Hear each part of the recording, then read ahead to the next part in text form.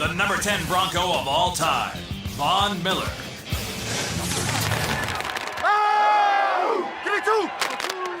I like a man named Von.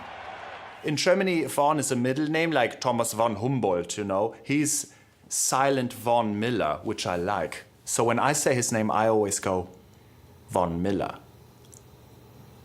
Von Miller. I would put Von Miller even higher than 10. Because when you think about it, they don't win that Super Bowl without Von Miller.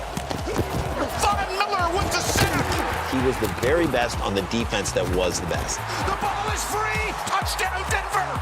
The Broncos have 3 Super Bowl wins. 3 players are responsible for those wins. John Elway, Terrell Davis, and Von Miller. As such, Von Miller should be number 3, not number 10 on the list. Von Miller again! How is Von Miller only number 10 on this list? Ooh, that's pretty low, right, for Von Miller? I mean, he's the best pass rusher in the NFL. He's like already a Hall of Famer. Completely wrong. Number 10, I can't think of 9 other Broncos I would have in front of Von Miller. Welcome to the party, Von Miller. About that action, baby, bang, bang, bang, bang. He did worse on this list than he did on Dancing with the Stars. Our number 10 Bronco finished tied for 7th on Dancing with the Stars. 1 spot behind Full House star Jodie Sweetin. Yeah, it's tough that he lost to Stephanie Tanner in a dance competition, but Stephanie Tanner can't get around a left tackle. Von Miller just ran over the tackle. Tom Brady has nightmares, and I guarantee you the guy who's starring in those nightmares is Von Miller. The most incredible play I've seen was his interception of Tom Brady in the AFC Championship. Von Miller with the pick. I feel like Von Miller's the type of guy that says, if I have idle time, something bad is going to happen. He's basically like my children. Like, he just has to be programmed all the time. Like, what are we doing? Overscheduling because you got to say to Von Miller, let's go do some Pokemon Go. Just get that energy out of you right now. What is that?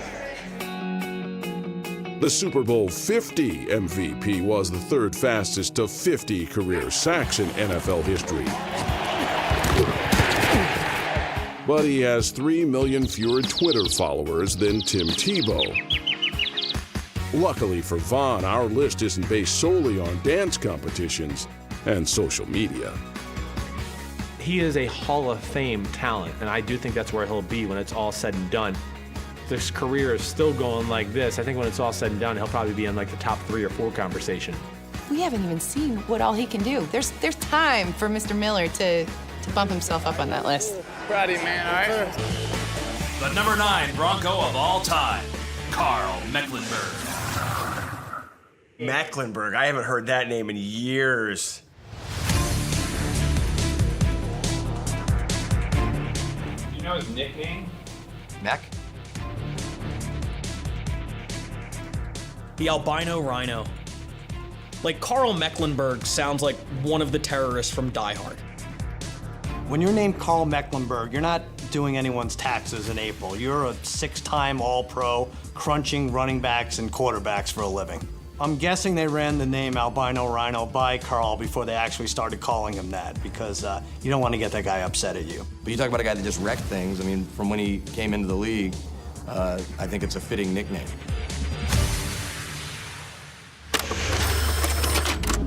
When you look at a 12th round pick, even back then, you were thinking, okay, this guy's not legitimately going to make an impact on our team. Which just goes to prove nobody knows anything. You know, I really didn't know enough about the NFL to know that I wasn't supposed to make it. Mecklenburg, yeah, I mean, he was pretty vicious. He was a bad dude. I got punched in the in a pile, so be careful in there. They're not fooling around. Bad dude that was going to Pro Bowls every single year, and no matter where they put him in that 3-4 configuration, was a force to be reckoned with. We're a wrecking crew. Back in the 80s, that's Orange Crush defense. People are painting their houses orange, and it was crazy. I've never seen anything like it. Besides his over 1,000 tackles and 79 sacks, what set Mecklenburg apart was his ability to do it all. Just a fierce player who could play any position. A guy that did a lot of multiple things, a little bit ahead of his time for what we see now. A lot of guys that do that, defense end, defensive tackle, linebacker, whatever it may be. Mecklenburg could do all those kind of things. Anytime you can be versatile and be used in different positions, you're much more valuable to the team. There was a game where he played 7 positions, basically every position but safety or cornerback. You know, the guy was like duct tape. You could use him for everything, and they did. A guy that I think never quite got the credit he deserves because they didn't win the Super Bowl while he was there. I think that we just got in some bad matchups.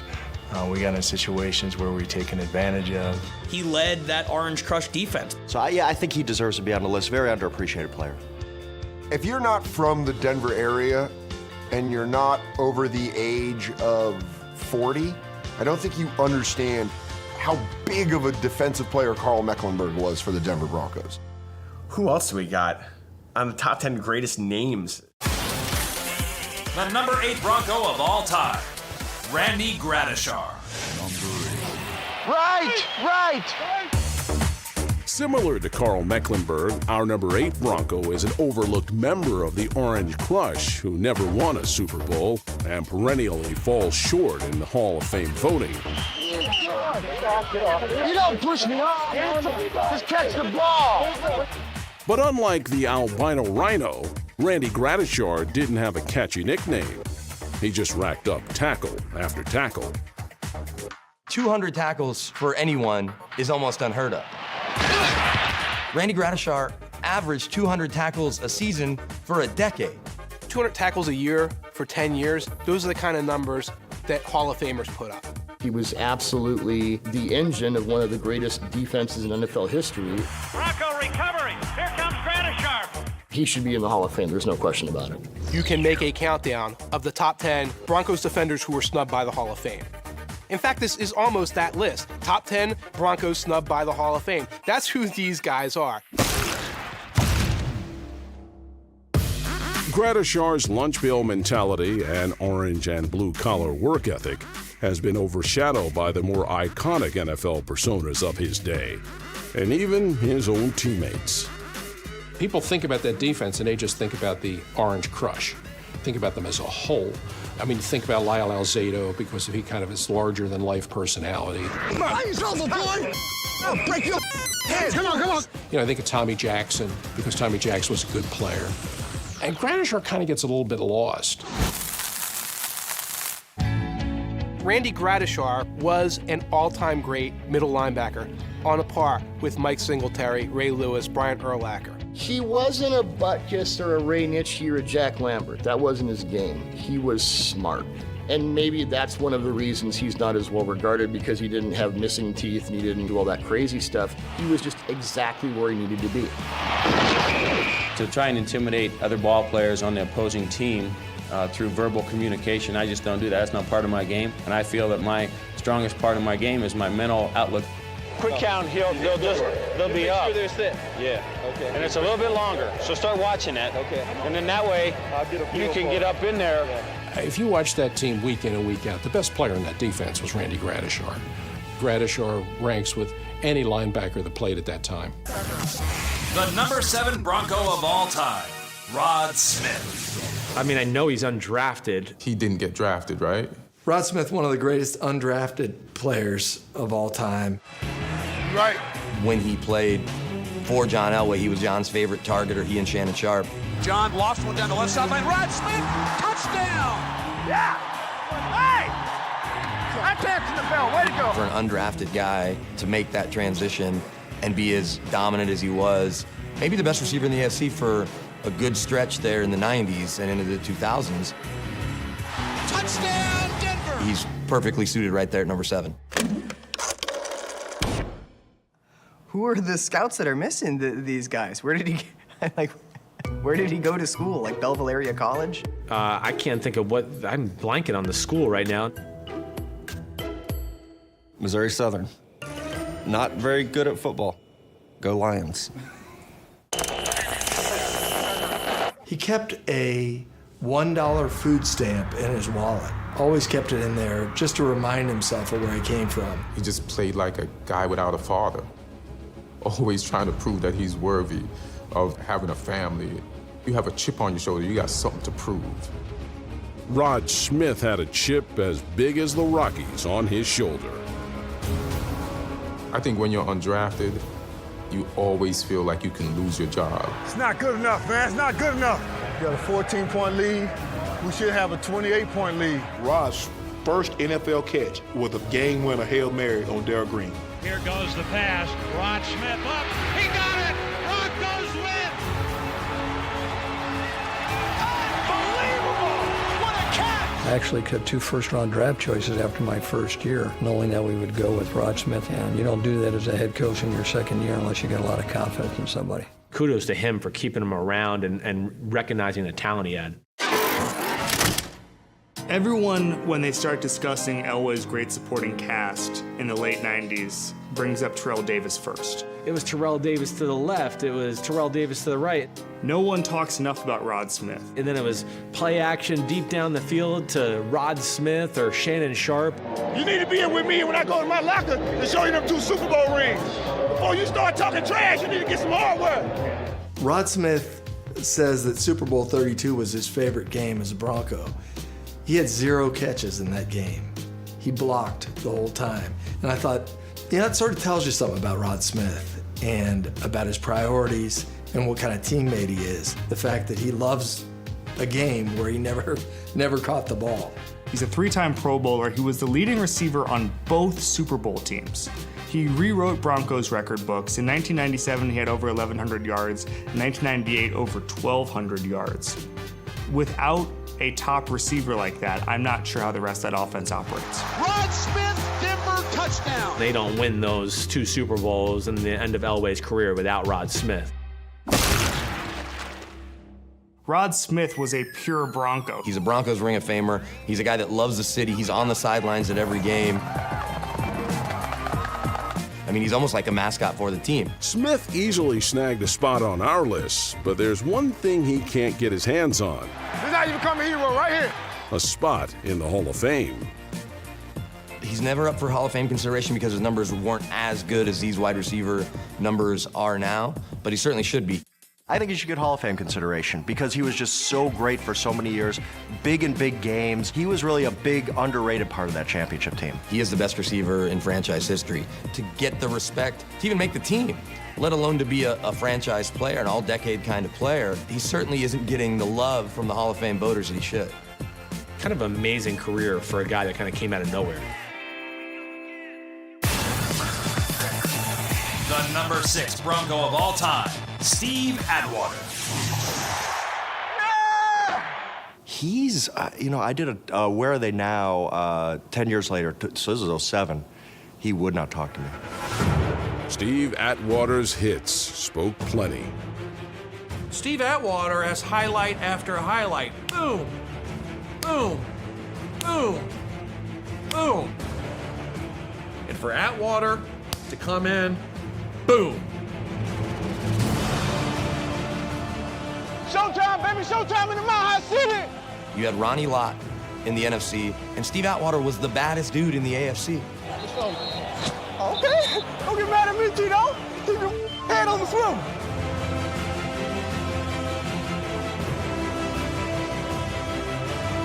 Atwater was possibly the best safety in the AFC in the late 80s and early 90s. But the fact that he doesn't have a gold jacket is crazy because he passes the eye test. The first image that comes to my head, I can remember as a little kid still sitting watching Monday Night Football and him knocking the crap out of Christian Okoye. The Nigerian Nightmare ran over everyone in his path. That is, until he met Atwater.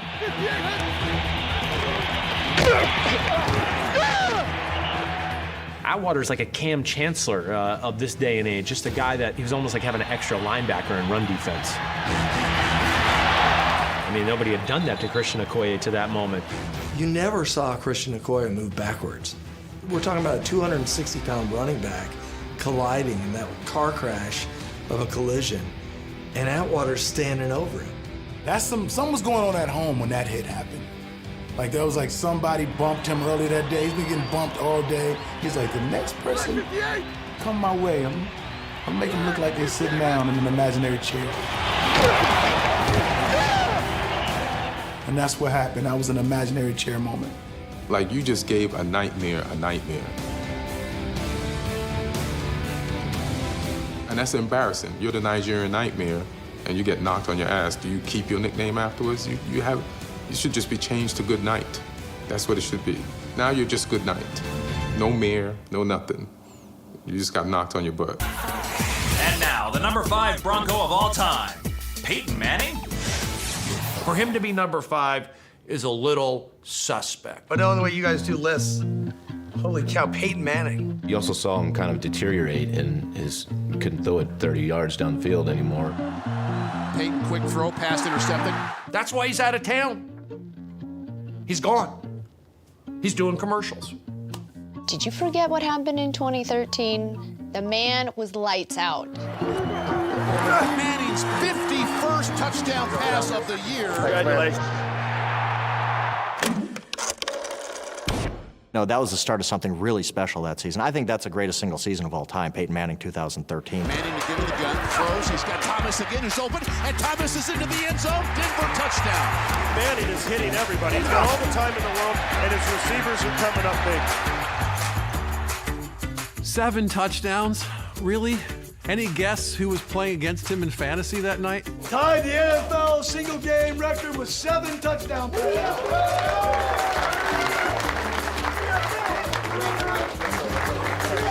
In 2013, Manning rewrote the record books. Peyton Manning, significant NFL records to be broken. The touchdown record as well as the passing yardage record. Decker, touchdown, Denver. Peyton throws home run ball. He's got Julian Thomas there. Thomas with the touchdown, and there's the record. He's more of a Colt than he is a Denver Bronco. I mean, with his legacy. Top 10 Colt? Top 10 Bronco? Top 10 all time? Let the debate continue. I just feel like his best work was done in Indy. But as a Denver Bronco, in his last year, he got a Super Bowl ring. They won a Super Bowl, but it was almost in spite of you. Move to the pocket, hits it, and sacked inside the 5. The ball is free. Denver's got it. He did have that right off into the sunset moment, and so I think there's an appreciation there. Peyton looks right, throws right, and the 2-point conversion is good. Peyton Manning is God. I do not know why we even debate his place. Remember, Tim Tebow was the savior in Denver. I remember, absolutely. The only guy who could replace him is Peyton Manning, and we wouldn't complain in Denver. Our God is an awesome God. He had an amazing run. I just don't know if I'm ready to make him the top 5 Bronco of all time. He did go to 2 Super Bowls, so as I'm talking to myself here, I'm going, you know what, he probably does deserve to be in the top 5. I don't even care that it was short. I mean, he broke the NFL touchdown record when he was there. Yes, they lost the Super Bowl, but they won one too. I'm happy you're my quarterback, man. I'm happy I missed. Thank you, buddy. When they got Peyton Manning, that put them over the edge. The number 4 Bronco of all time, Champ Bailey. Let's go today, baby. What we got? Let's believe the whole day, all right, man? All day. That's what we do. All day. Champ Bailey was like, you just couldn't throw him, the dude, ever. And it felt like he played forever. What do you say, old man? Let's go. Oh, yeah. How long are you going to do this? What is this? What is this, 15? 13. Come on, man. Champ Bailey played 15 seasons and made 12 Pro Bowls, the most ever for a cornerback.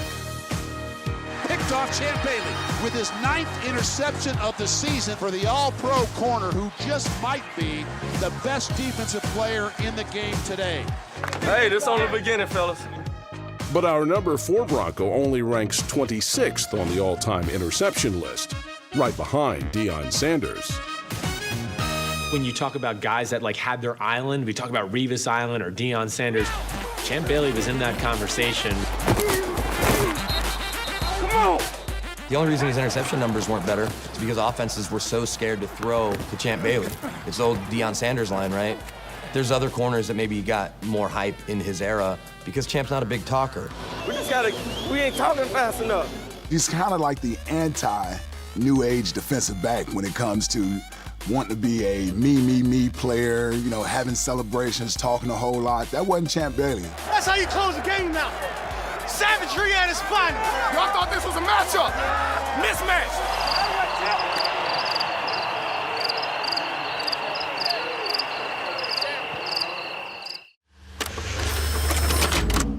I like Champ Bailey because his nickname, Champ. That's one of those nicknames that tells you exactly what the person is. Like if I was like, yeah, I'm Fantastic Lover Freed. That's my thing. Nice to meet you. Hey, I don't know what the hell going on. 2006 divisional game, he gets the big 99-yard interception. That's going to be intercepted. Champ Bailey in the end zone, down the sideline. And got run down by Ben Watson. How could you get run down by Ben Watson? Why did he get there? He's hit out of bounds. I'm an offensive player, I'm a tight end, and I'm most known for a defensive play, for a tackle. You want to be known for all these things, and then God says, no, you're going to be known for this. Our God is an awesome God, hear it. Fellas, let's stand up now. Let's go. There is only one defensive player from Denver enshrined in the Pro Football Hall of Fame. Our number 4 Bronco could become the second. What a play by Champ Bailey. Champ Bailey should be a Hall of Famer, but he's a Broncos defender, so who knows what'll happen. Maybe we'll forget about him in 5 years, and he'll be with everybody else on this list who's not a Hall of Famer. Yes, I'm hot about this. The Broncos have gotten disrespected by the Hall of Fame, but Champ Bailey will certainly be putting on a gold jacket at the first opportunity in 2019. The number 3 Bronco of all time, Shannon Sharpe. Man, forgot my helmet. I'm about to pull a Thurman Thomas.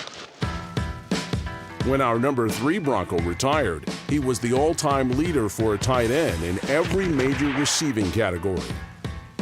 He could make a strong argument for number 2. He was a great part of those championship teams. I can run by that guy. He ain't respecting me. Oh, is he? Oh, good.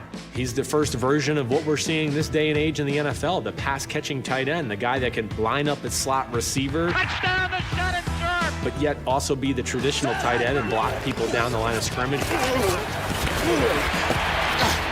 Now you're blocking. Now you're blocking. Over 60 touchdowns and 10,000 receiving yards, and still none of it as impressive as Shannon Sharpe's ability to deal with Skip Bayless on a daily basis. Do you believe? Do you believe? We believe. We believe. I remember Shannon Sharpe, but then there's also Sterling Sharpe, who was with the Packers. I'm the best, Sterling. I'm better than you are, you know it. And then he's like, I'm bored or injured maybe. I'm going to leave. And then Shannon is like, there's only one Sharpe, I must be even more sharper. Shannon Sharpe's records were eventually surpassed by Tony Gonzalez, but his mouth remains second to none. Where did they get a load of me? If you leave now, you get a head start on traffic.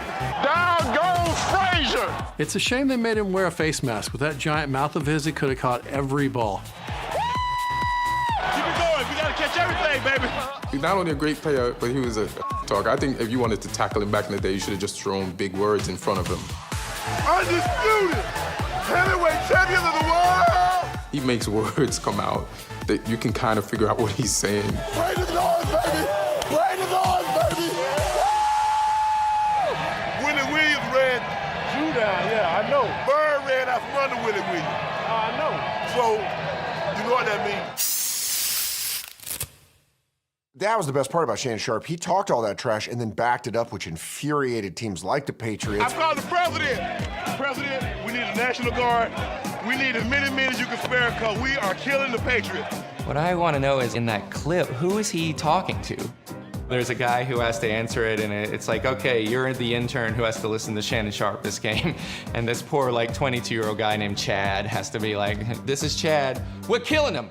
We're killing him. They need emergency help. Please help these folks. Shannon's on the sideline calling the president, and the guy's like, hello? I'm here to talk about the replays. Why are you calling me? This isn't a joke. This is my job. Help me! Help! Okay, you coming. We understand. He coming. B-R-O-N-C-O-S. Bronco. After winning Super Bowls 32 and 33 with Denver, Sharp won Super Bowl 35 with Baltimore. What up, baby? You doing, baby? Looking good, baby. But Sharp proved once a Bronco, always a Bronco by returning to Denver to be a veteran leader during the post-Elway era. Throws in the middle. Sharp's got it on the run. Shannon, pull away. Truly a special talent. Touchdown, Denver.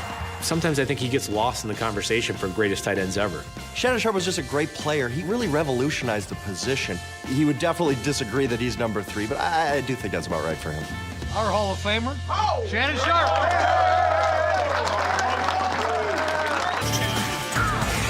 The number 2 Bronco of all time, Terrell Davis. Blitz on his way. Davis handoff. First down. Terrell Davis, 45 yards. Look at it. Goodbye. TD for TD. 50 yards on the carry for Terrell Davis. There was a stretch for about 3 years where Terrell Davis was the best player in football. He won an MVP. He rushed for 2,000 yards. Terrell Davis was as dominant a player as the league has ever seen. He only did it for 6 years and really 4 where he was dominant. But those 4 years you could put up against anyone in the history of the game, and Terrell Davis's numbers will match or exceed them. A lot of people forget that those were running teams with the Broncos. Some of the greatest Broncos teams were ground-based teams. Those running teams, even with John Elway at quarterback. So I don't know who else you could put at number 2. You'd have to put Terrell at number 2.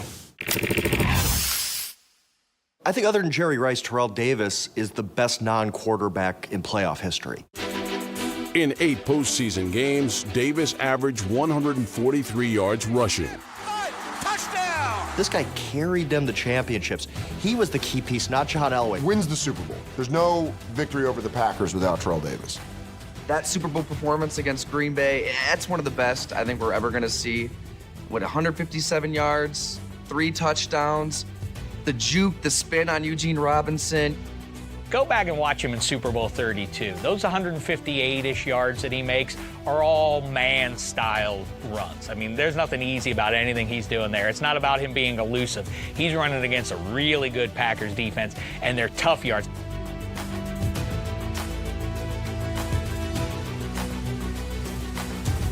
Elway, handoff, Davis into the end zone, touchdown! Yeah! But he had migraines the whole time. What's that? Can't see it. Okay. Whenever I had a girlfriend and she would say she had a headache and we can't go out or do other things, I just put on the tape of Terrell Davis winning the Super Bowl with a headache. And the hearts are pounding in Denver. Nobody but Terrell here. Come on, hit it. You're really gonna use this as an excuse? Davis, it is a rocking standing up. Can you say Denver is in the lead? He's behind Elway by himself. He takes the handoff, running left. Terrell breaks a tackle. He's got it. There it is. Terrell Davis. He's just become only the 4th player in NFL history to go over 2,000 yards in a single season. I know Elway was decent. If he doesn't carry those teams to the Super Bowl on his back running for 2,000 yards, Elway is never winning a Super Bowl, and then he's in that Marino category, which is ones that didn't get it done. Had his career not been cut short by injury, we might be talking about Terrell Davis challenging Emmitt Smith for the all-time rushing record. And now, the number 1 Bronco of all time. This is it. Tim Tebow's last chance to make our list of greatest Broncos. He was doing a nice thing. He was having a very wonderful pose. Strike a pose is what Madonna said 25 years ago, and nobody listened. Nobody listened to Madonna until Timothy Tebow did it. I like Tim Tebow, and that year was unbelievable, but you can't put Tim Tebow on this list. Tim Tebow had a cup of coffee in Denver. He's not a legendary Bronco. He won 1 playoff game, but it's the same way as when a child hits a half-court shot. You're like, ah, ah, ah. Sorry to Timmy and all the Tebow maniacs out there, but when it comes to the number 1 spot on our countdown, This one's for John. I don't think any player defines an organization as thoroughly as John Elway defines the Broncos. John Elway is not only the Denver Broncos, he's Colorado. He could run for governor tomorrow and win in a landslide. Okay, I could say Elway might be the greatest Bronco ever. Let's go. We got a chance for a big one. But that's like comparing a human to God. I mean, it's not even fair. Gotta say Elway. Like, John, like... What do you think I'm going with, Brian Greasy? If you think there was going to be a different number one, then you don't know football and you don't know the Denver Broncos. If you told me somebody else was number one on the list, I would probably get physical. That's a way to fight! It has to be Jonathan Elway. Or Kerry Kittles, who played for Villanova and then the New Jersey Nets. And then, I don't know if you know, he played just 18 seconds as free safety for the Broncos in 1997. I did not know that. Yeah.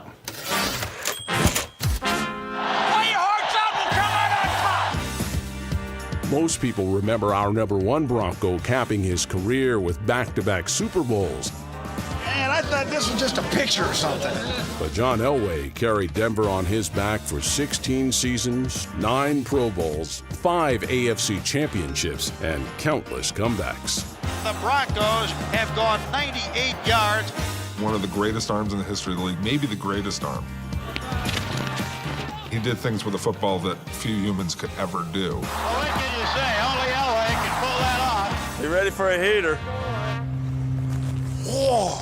But the signature play of his entire career is him sort of wobbling and then flipping through the air to save the Super Bowl. Head first, he dives inside the 5-yard line. That moment, the helicopter play, that probably is the greatest play in Broncos history. When our number one Bronco retired, he was the NFL's winningest quarterback. He is one of the all-time greatest, not because he got those 2 at the end of his career, rather because he took those 3 teams in the 80s to Super Bowls. Those teams had no business getting anywhere near a Super Bowl. Come on, Bobby, set a huddle, let's go. Come on, be a leader, set a huddle, let's go. We got to get up and get set. His best receiver was Vance Johnson. Vance Johnson? His running back was Sammy Winder. Sammy Winder was the feature back on a 3-time representative from the AFC in the Super Bowl. And John Elway took them to those Super Bowls. There's no debate. John Elway is the greatest Bronco of all time, and it wasn't even close. Don't let up, man. It's Jonathan Elway. He was so sassy and cool and, hey guys, I'm a cowboy. Bang, bang, sling, sling, toss, toss. I'm going to lose all the time. And then I win, and then he leaves as he wins. You cannot beat this.